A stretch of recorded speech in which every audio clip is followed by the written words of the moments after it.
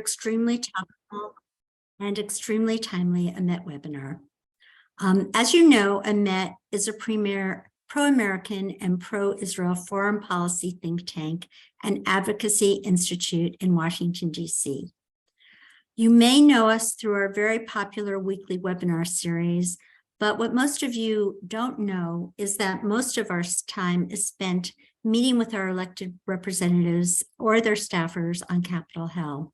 Our elected officials have grown to rely upon us and to trust us with providing them with accurate and reliable information about the entire Middle East. As a matter of fact, yesterday, Hussein Abubakar Mansour and our newest legislative fellow, Joseph Epstein, and I were on Capitol Hill meeting the new members of Congress. As you know, the International World Cup was recently held in Qatar, which managed to bring them a great deal of prominence on the world stage. Qatar is a tiny oil and gas-rich country of about 4,468 square miles, located on a peninsula jutting out from the southeastern part of Saudi Arabia. Qatar, a Sunni Arab nation, is very close to Shiite Iran and yet is the major funder of Sunni Hamas, along with Palestinian Islamic Jihad in Gaza. Qatar is what I like to call an equal opportunity benefactor.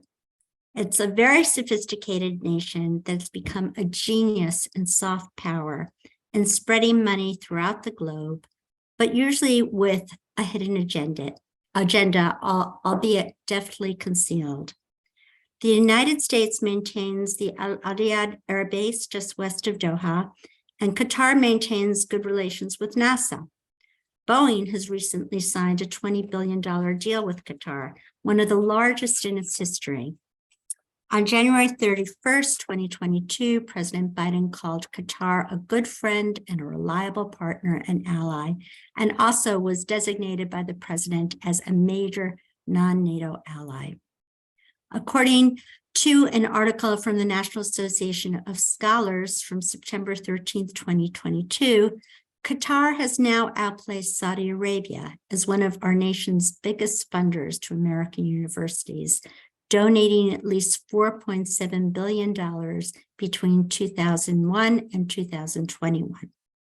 Part of the reason for this is that so many universities now have campuses within Qatar, including Northwestern University, Georgetown University, Texas A&M, Carnegie Mellon, and Cornell Medical School, where anything but Western liberal democratic values are taught. When speaking of education, we should know that more than $30 million has been dispersed to U.S.-based kindergarten through 12th grade public schools, allegedly to teach Arabic, seemingly a benign objective. Yet, we know that there's a great deal more than Arabic language that is being taught. Sam Westrup of the Middle East Forum has examined their curricula. It has a far-left agenda that demonizes Jews and attacks the state of Israel, and you could find that on our website. Qatar's soft power extends to its state-owned media outlet, Al Jazeera, which claims to reach at least 45 million viewers. Al Jazeera in Arabic seems to be different than it is in English and other Western languages. AJ Plus, an arm of Al Jazeera, looks like a wonderful humanitarian, democratic social media platform, dressing up their agenda in humanitarian and progressive garb. Here to talk to us about Al Jazeera specifically and what Qatar's agenda actually is, and why they managed to get away with so very much is Hillel Frisch. Hillel Frisch is a scholar at the wonderful Jerusalem Institute for Security and Strategy. He is professor emeritus at Bar-Ilan University in Israel and former senior researcher at the Begin Sadat Bessa Center for Strategic Studies. Among his latest studies are Rethinking the Arab Spring, Winners and Losers, that was in the Middle East Quarterly, the Palestinian Military, 2, not 1, and the Oxford Handbook on Military and Security Studies, Jordan and Hamas, Handbook on Jordan, 2019, and Assessing Iranian Soft Power in the Arab World from Global Trends, and the Journal for Interdisciplinary Middle Eastern Studies. Hillel, it's a real honor to have you with us today. And as you think about supporting the Endowment for Middle East Truth, I want everybody also to think about supporting the wonderful work of the Jerusalem Institute for Security and Strategy. So Hillel, take it away. So thank you, Sarah, for an introduction, which is much better than I would have given. So I'll just add a few facts to basically measuring the evil and duplicity of Qatar.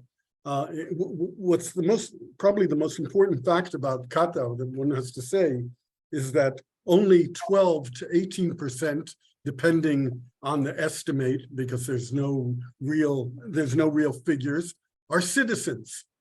In other words, 88 or 88 to 82% are disenfranchised. This also includes second and third generation South Asians who basically built up this oil and gas principality and later a kingdom, who outnumber the number of citizens. The second and third generation South Asians from India, hailing from India, Pakistan, many of them Sunnis, some of them Shiites, some of them Christians. Yet they have no part of the wealth. They produce much of the wealth of the kingdom, but they don't enjoy any of the entitlements of citizenship. Some of the disenfranchised are tribes indigenous to the area who were opponents in the past to the Al Thani family, to the ruling family. If you go into Wikipedia, you find out that the GDP per capita of Qataris are $90,000. $90,000 is about 1/3 more than the GDP per capita in the United States. But of course, that's divided over the general population. The real figure, the real GDP per capita per citizen is somewhere between $450,000 to $500,000. Of course, most of that money is controlled by a very small family. I mean, the Qatar royal family, as opposed to, for instance, the Saudi Arabian family, is a very small family. Now, of course, Qatar has to be very, very worried about its vulnerability. Ever since Saddam Hussein's occupation of energy-rich Kuwait. Now, it took Iraq 24 hours to invade and conquer Kuwait, when Iraq in itself was then basically conquered by the United States in 2 days, just showing how weak. Now, Qatar is Lilliputian, even compared to Kuwait. So it wouldn't take 24 hours for either Saudi Arabia or Iran or any other bigger power, even probably Iraq, to take over Qatar. And being so wealthy, of course, it would be a prize for anyone who could pull it off. So what does Qatar do? It plays with everyone to give it support. So I just wanted to show, I think it's very, very important just to share screen for one second. If you can allow me the shared screen, just to show this vulnerability on the map, because I'm not sure that all Americans know. Okay, so yeah, and I think a picture is worth 1,000 words, and I think it really shows this. All of what I'm pointing out to is Saudi Arabia. All this area. Qatar is this small space here. and it's bordered by Bahrain, which is basically a proxy and a colony of Saudi Arabia. This explains why Qatar is the closest ally to Iran, to balance, of course, against Saudi Arabia. And Saudi Arabia and Qatar have disputes over oil field and gas fields, which make it even worse. So what does Qatar do?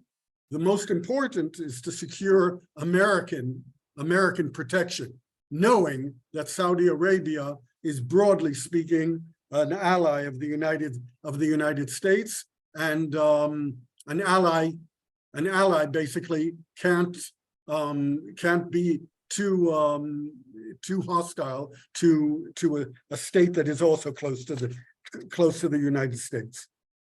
So just as Qatar, though, is synonymous with unprecedented wealth,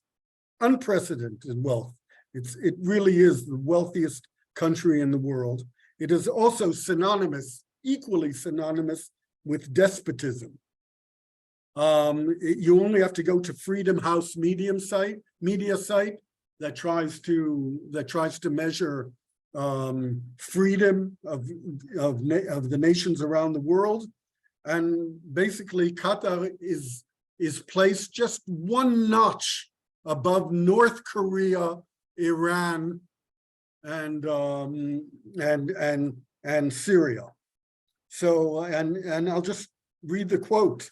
Qatar's hereditary emir holds all executive and legislative authority and ultimately controls the judiciary as well. Political parties are not permitted, and the only elections are for an advisory municipal council.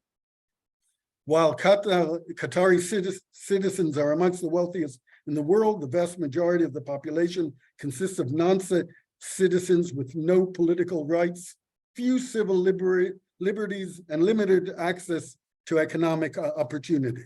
And of course, there was a lot of press given to these dimensions during the Mundial, during the World Cup, when it was basically publicized that 6,500 workers perished in developing the infrastructure because there were tremendous heat waves in the last 2 years, and there wasn't sufficient protection given to these workers, and this is what happens. Of course, the workers are too fearful to be a voice of themselves. So that's about Qatar. And the duplicity, of course, comes really through by comparing Qatar's vast investments in media sites, as you mentioned, Al Jazeera in Arabic, in English, and a progressive site in quotes, called AJ+. AJ, of course, refers to Al Jazeera, but it doesn't appear in their logo. Although down below there is some reference to Al Jazeera. So, and judging from the almost total lack of advertising, I would say the total lack of advertising. There's no advertising on any of these sites. One can safely say that the only financer and sponsor of these 3 media sites is Qatar. And you see the duplicity by comparing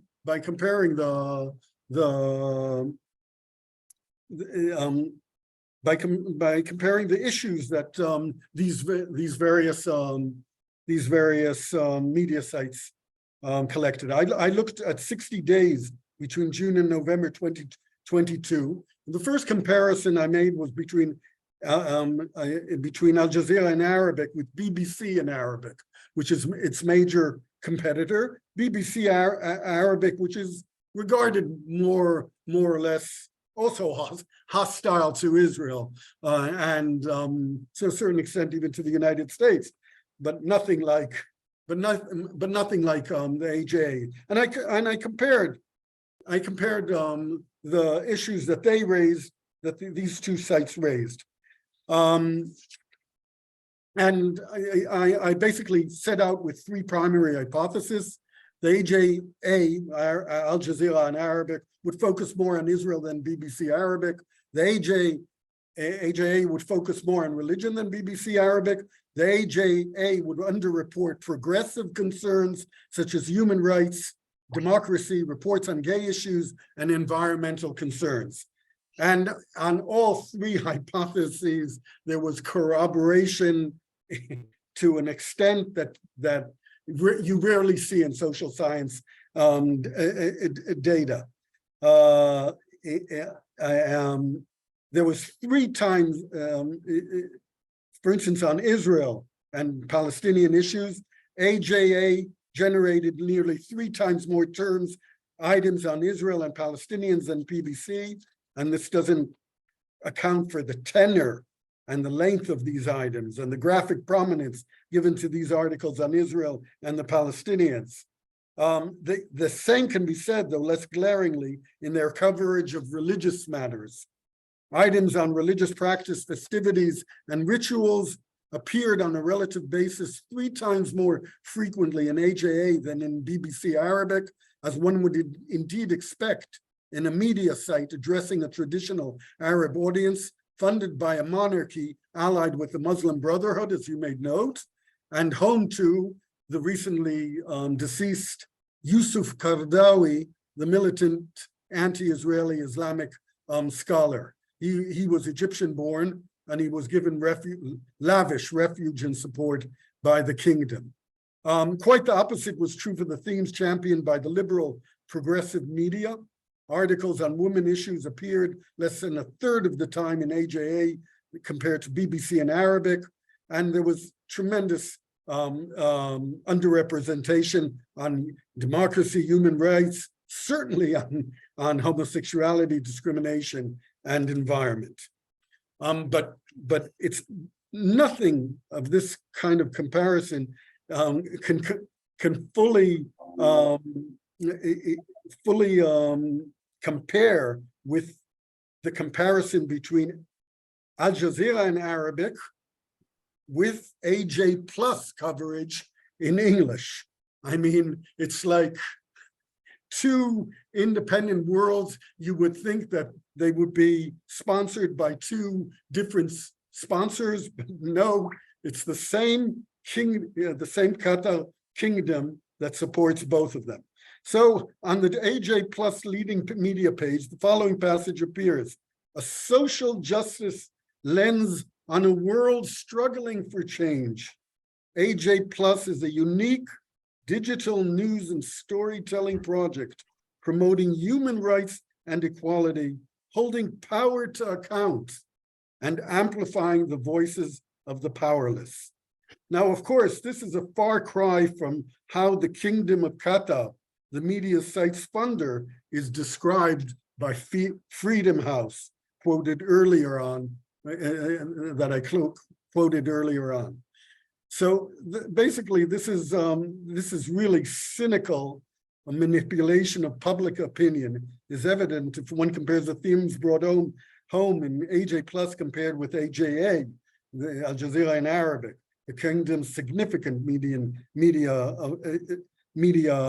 venue. So I'd like just to point out, I mean, the second most important theme in AJA is our religious themes.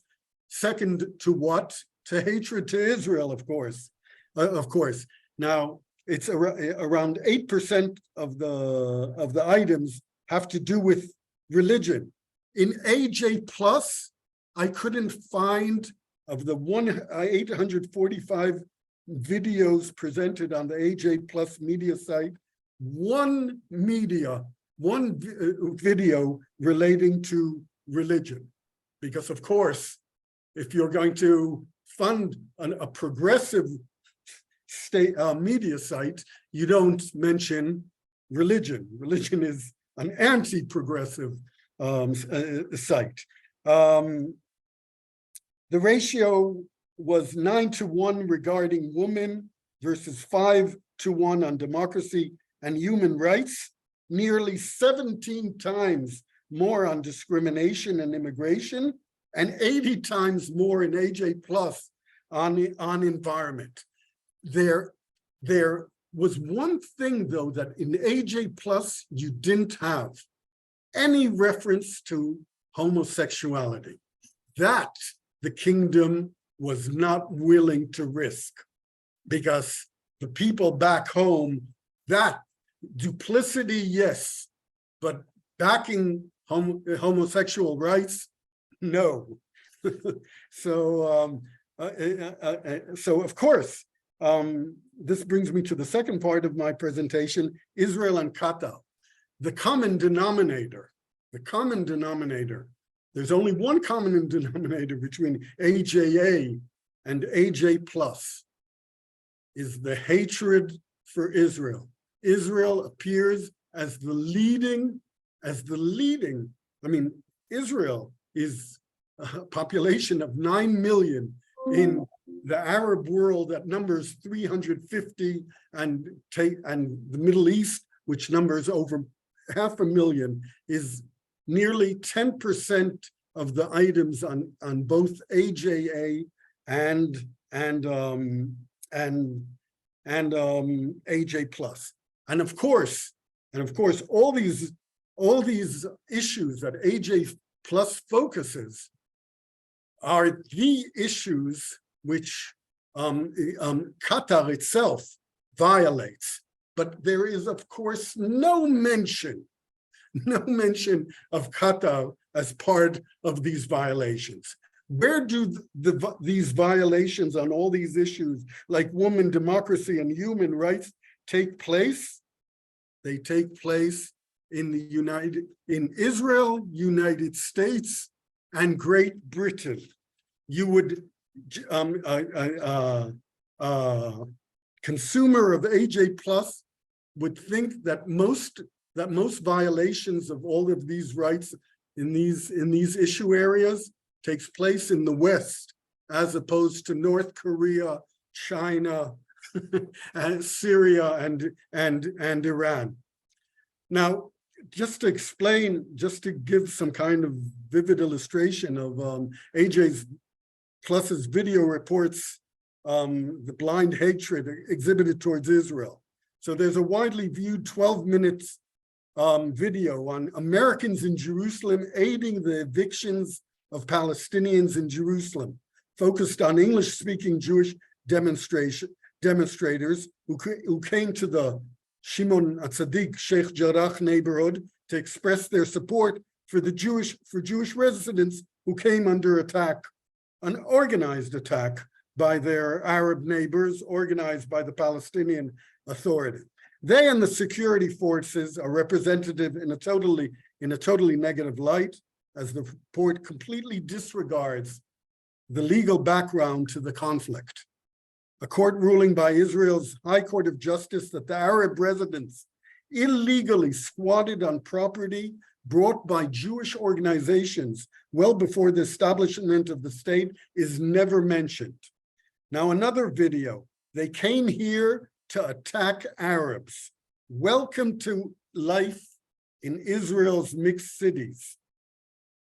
The video does not note that during that wave of violence in May 2021, that 10 synagogues were burnt down in these mixed cities, mainly in Lod and Acre, and the total absence of attacks on local mosques.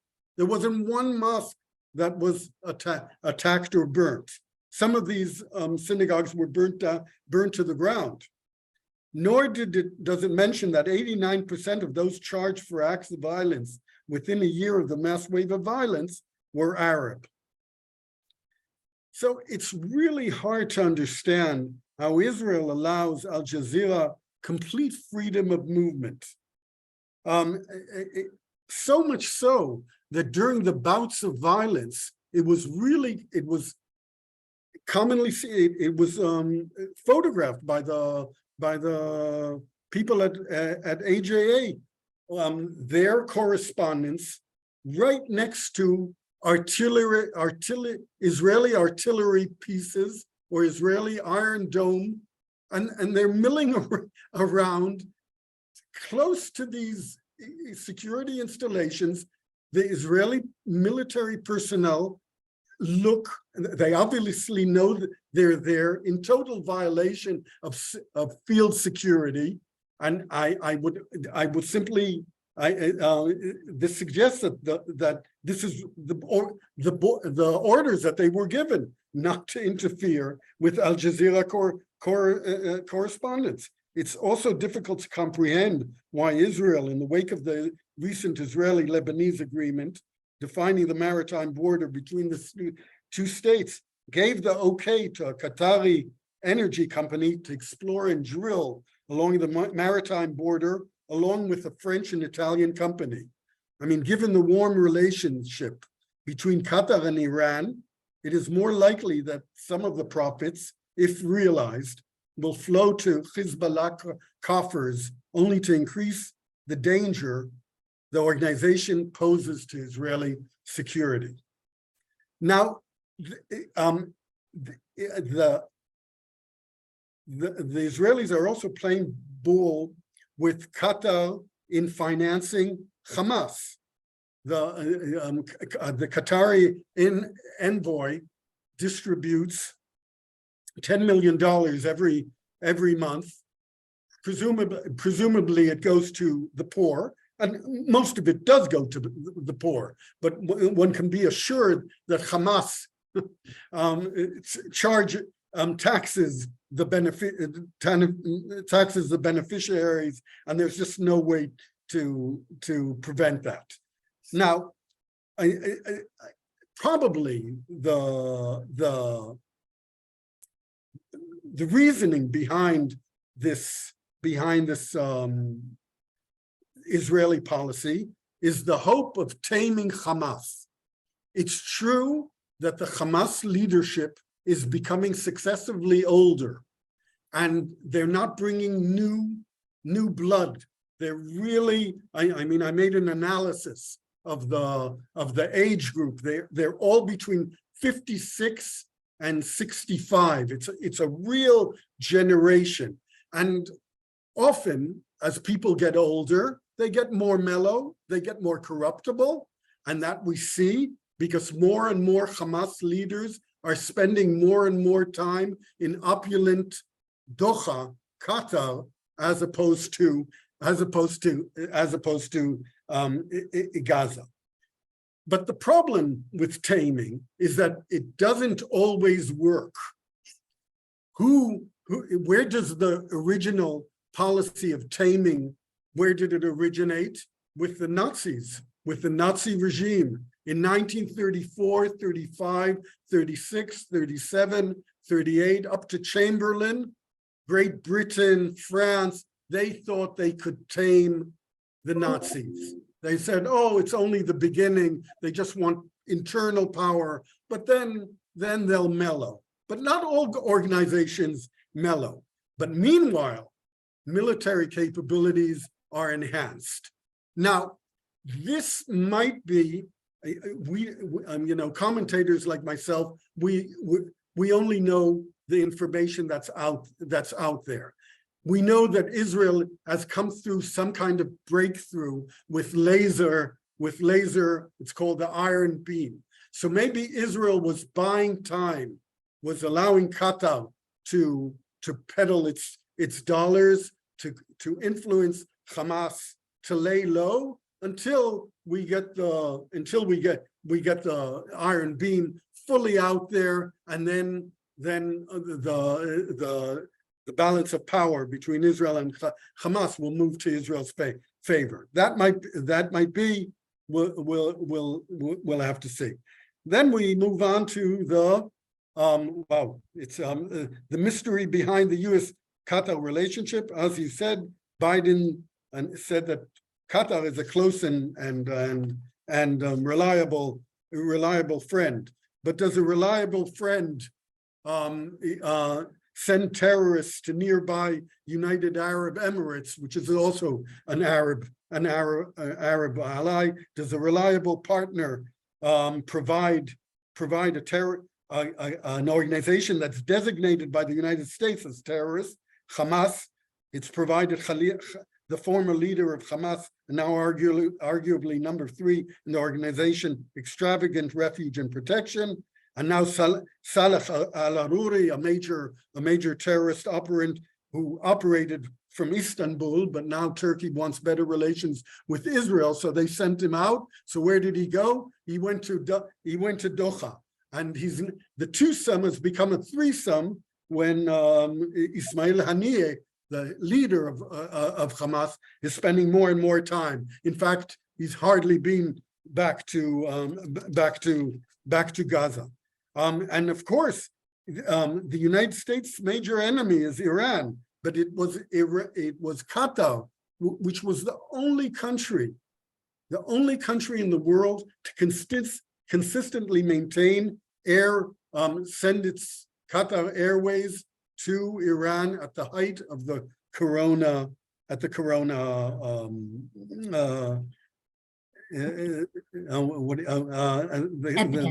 Right. Yeah.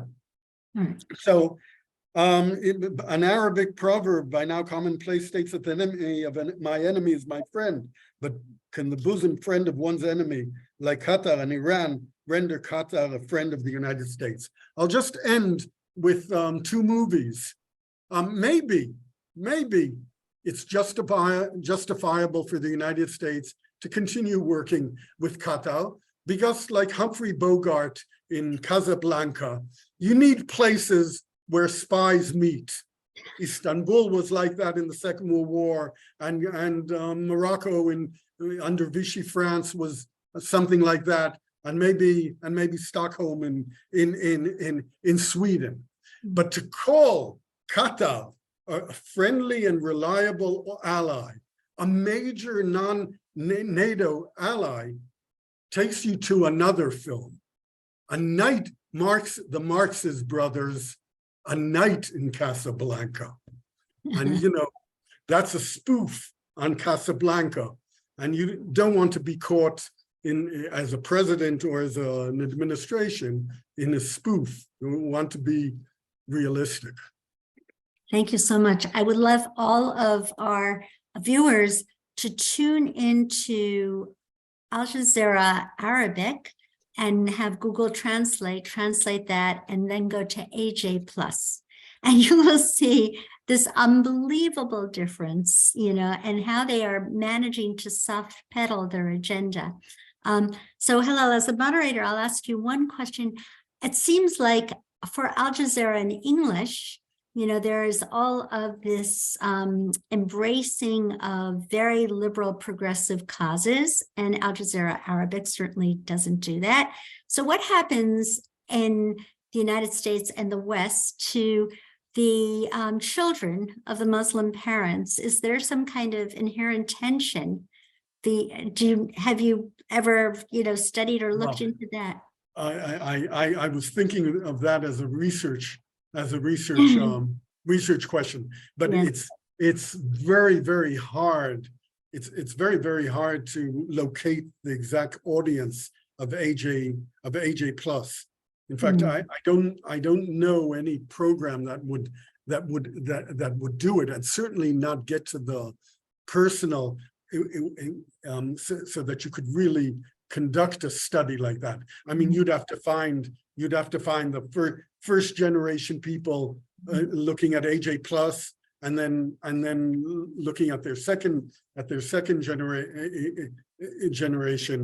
I would assume that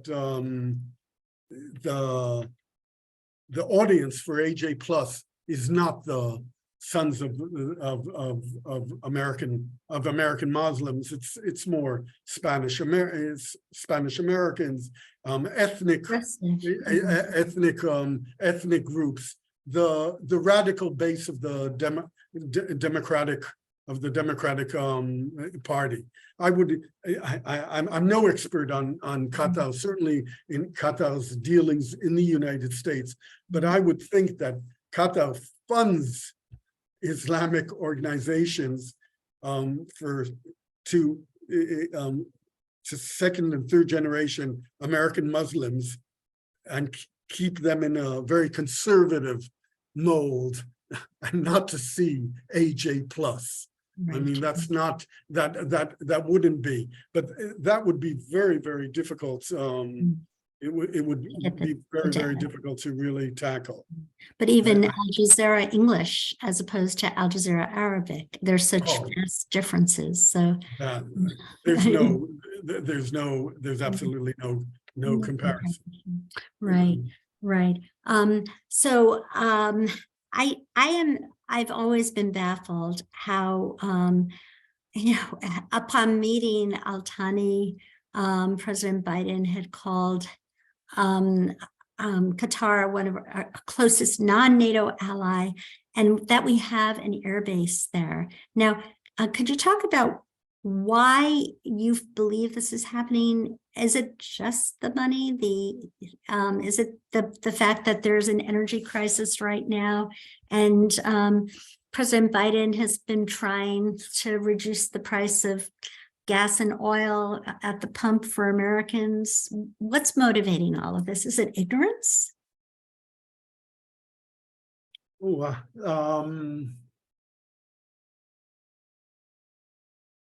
I think that I think that the American presence in Qatar is that when push comes to shove, it has to do with Iran, and when push comes to shove, the Qataris have no ability to prevent the use of this military installation against Iran. I think that this is the major reason why there's an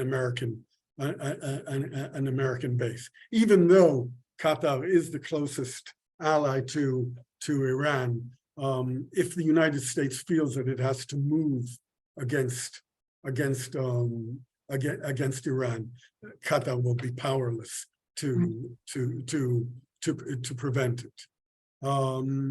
So I think there is a geostrategic, but of course one can ask why the United States doesn't build an air base in United Arab Emirates, which is more significantly. But I think that's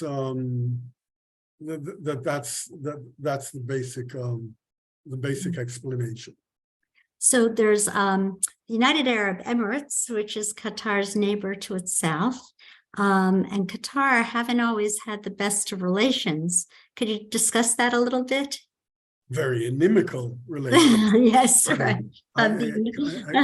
Qatar supports the Muslim Brotherhood, which is the major opposition movement within the United Arab Emirate, and basically also in another arena of contention is Libya, where basically Qatari money is backing the Tripoli government as opposed to the more pro-Western American government in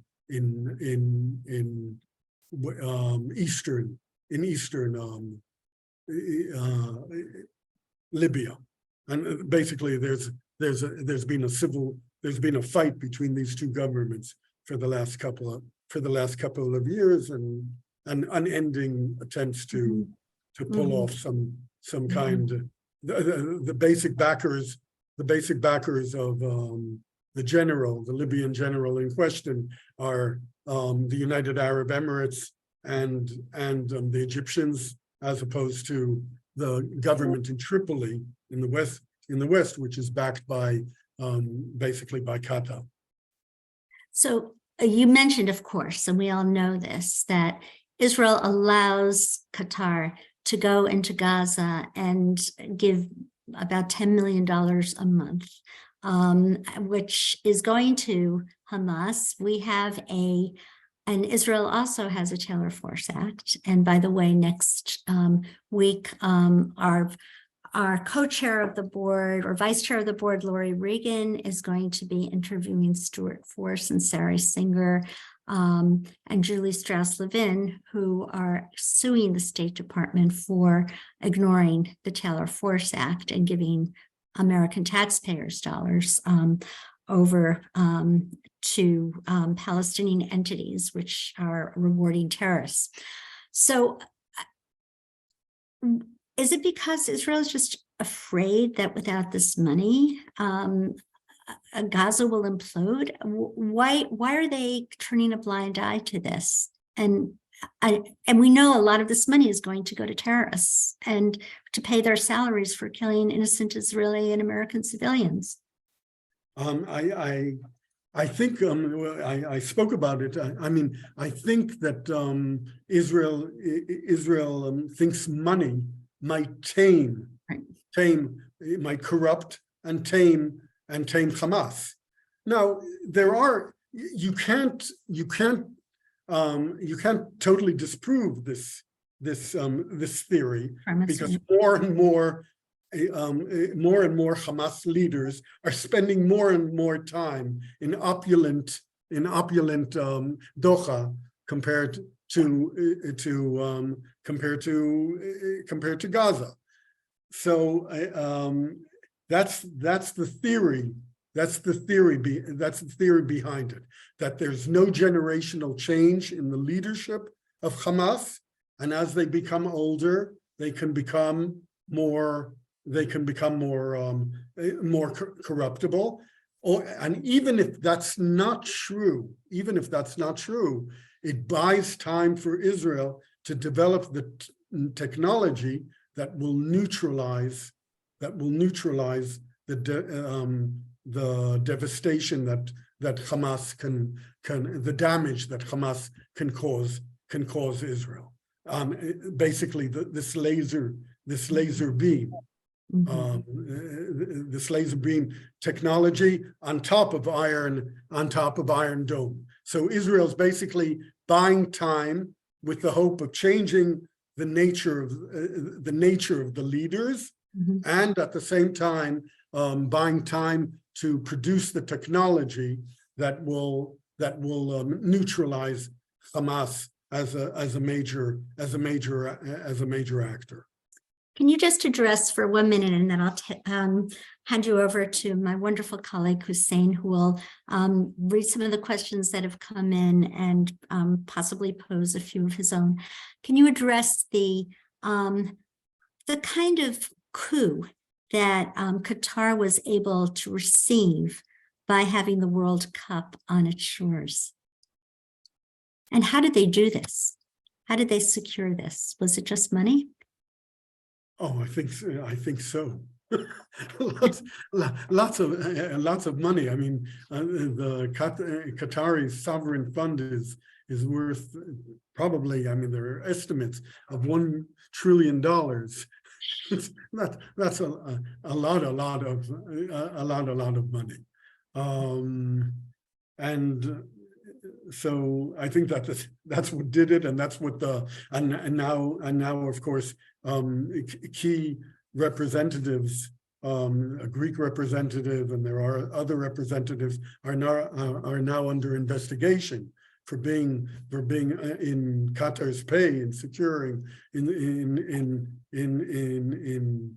using the European Union offices to get FIFA to agree to go to Qatar. So I think there's a lot of money and a lot of corruption behind this decision.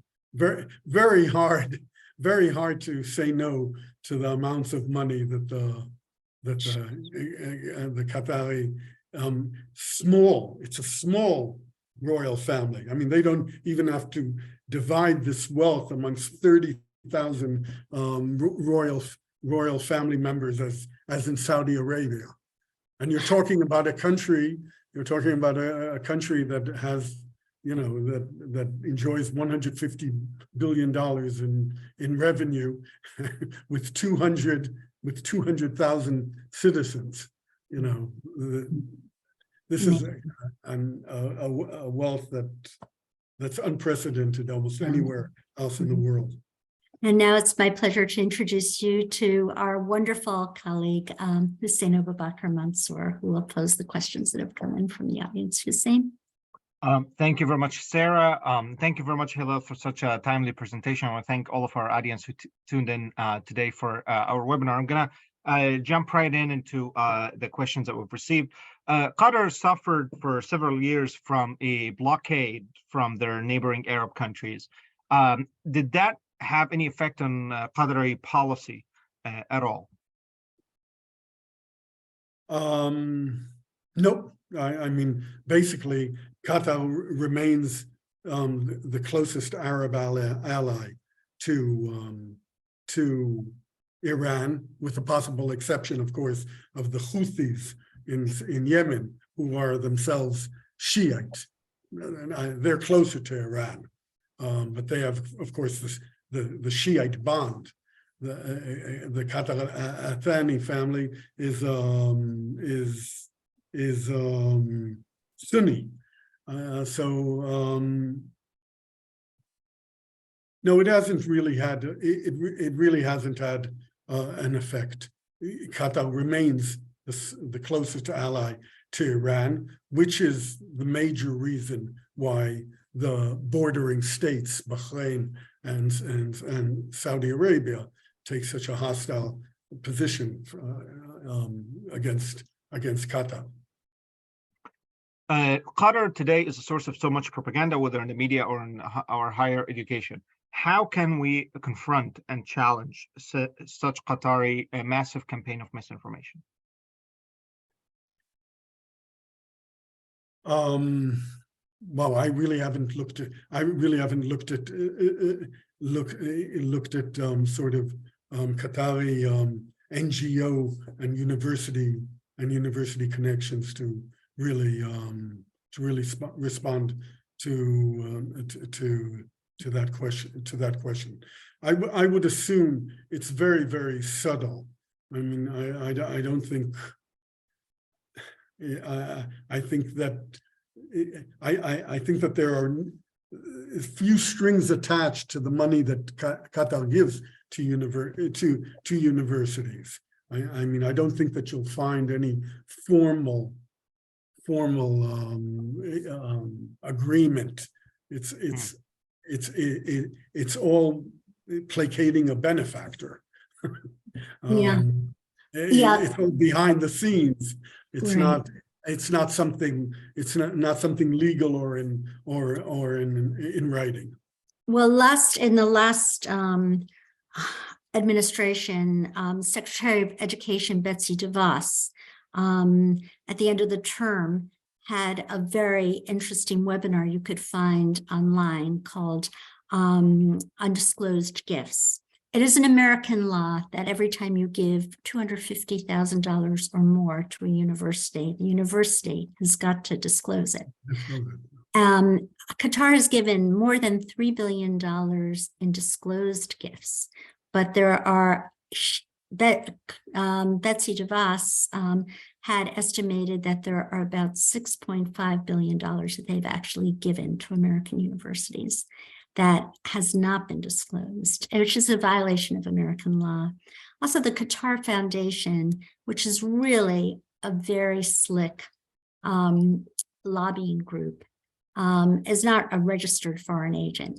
And they give a lot of money to all sorts of very incendiary Muslim charities here in the United States, quote unquote charities. So it's, who have also some very radical ideas. So, there's a lot of investigation that people, if so motivated, could do, but Qatar is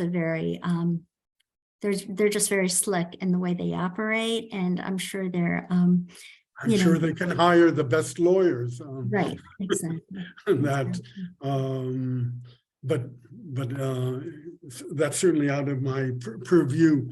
That would I would think that legal experts have to look into that. Right. About forcing organizations, universities, charities into disclosure. I mean, but that's outside the purview of my expertise. Right. I deal basically with the Middle East, not the American end, and the American end is very important.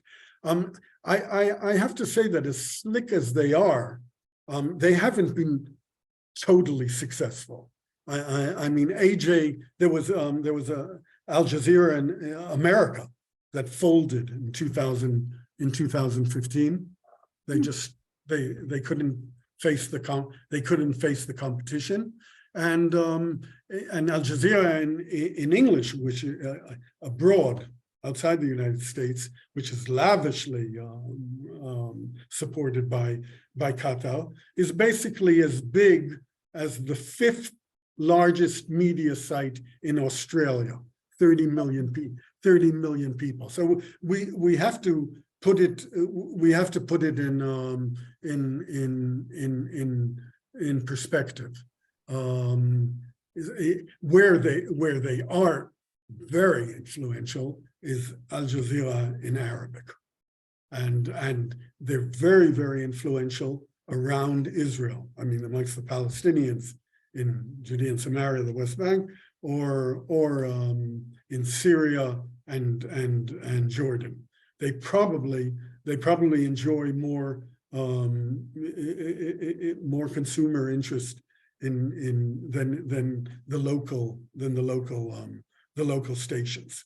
And Al Jazeera in Arabic is so incendiary that Hamas's Al-Aqsa station just often, especially in bouts of conflict, use their transmitters as relays. They don't produce their own news. They just relay the news of Al Jazeera. I mean, Al Jazeera really incites to blood. It's not pro-Palestinian. They give footage that is aimed at basically eliciting terrorism, individual terrorism. It's very incendiary. It's not a question of influencing minds. It's influencing behavior, individual behavior, and so Israel.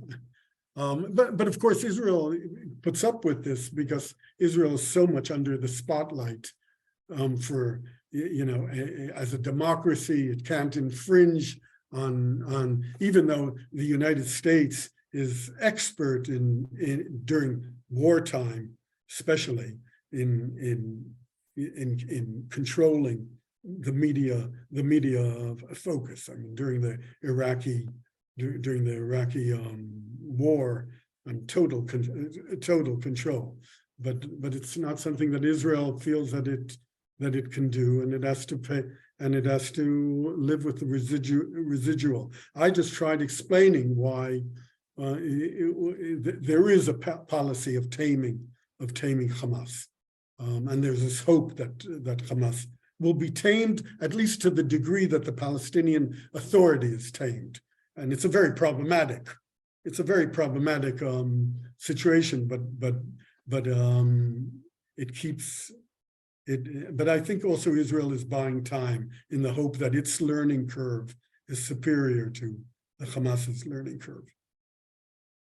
The American end, I'm weaker on the American end. Okay, let me recast the question then. Is there any way to undermine Al Jazeera's influence in the Middle East?